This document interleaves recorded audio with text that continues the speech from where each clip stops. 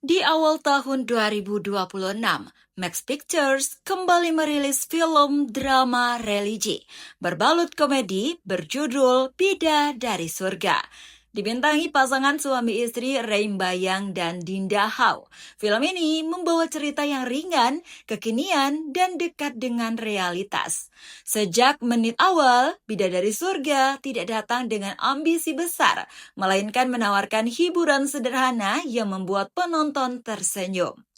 Dengan narasi yang santai dan dialog yang terasa akrab, film ini berbicara tentang cinta, pencarian jati diri, dan proses hijrah yang dibungkus lewat sudut pandang anak muda masa kini. Lalu, apakah film ini wajib ditonton?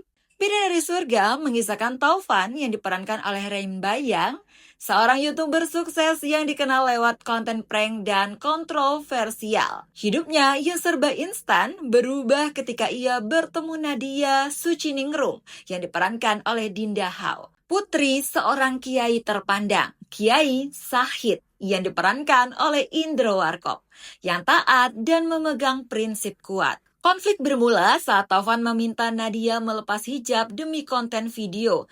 Alih-alih luluh, Nadia menolak keras.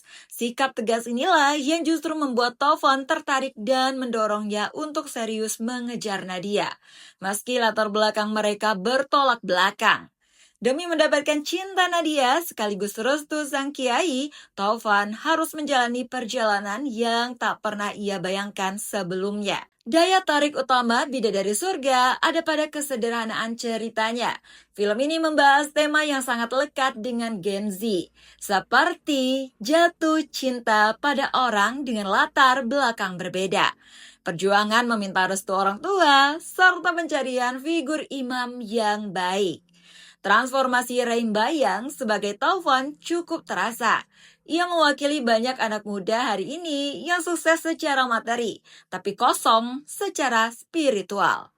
Relasi mereka juga jadi pintu masuk ke isu yang lebih dalam, termasuk bagaimana hubungan baik anak perempuan dengan ayahnya, dan absence parents, membentuk kehidupan masing-masing.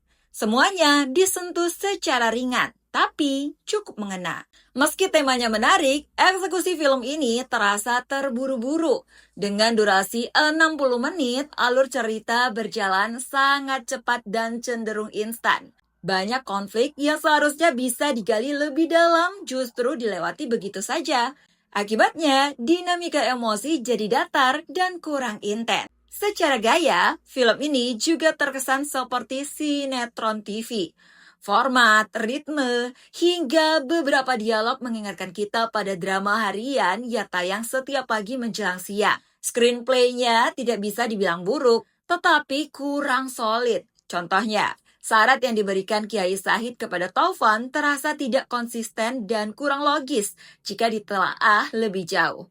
Plot twist yang disiapkan cukup rapi, tapi mudah ditebak sehingga tidak memberi kesan wah. Terlepas dari kekurangannya, Bidadari Surga tetap berhasil menjadi tontonan yang menghibur.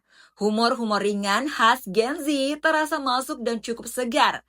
Hubungan Nadia dan ayahnya menjadi salah satu elemen krusial dalam film ini. Diperkuat oleh penampilan Indro Warkop yang tampil bijak dan karismatik sebagai Kiai Sahid.